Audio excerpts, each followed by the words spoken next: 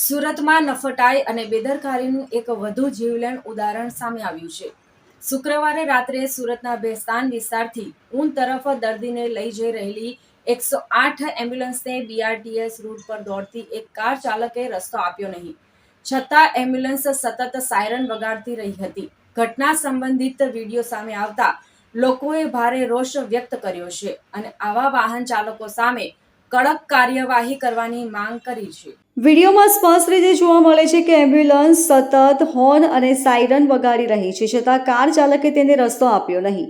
BRTS માર્ગે જ્યારે ambulance જીવન બચાવવા માટે દોડી રહી હતી ત્યારે એવી અવગણનાના મૃત્યુ જીવન વચ્ચે ફરક પાડી શકે છે. સંભવિત રીતે દર્દીને વિલંબ થયો હોત તો તેનો જીવ પણ જઈ શકતે.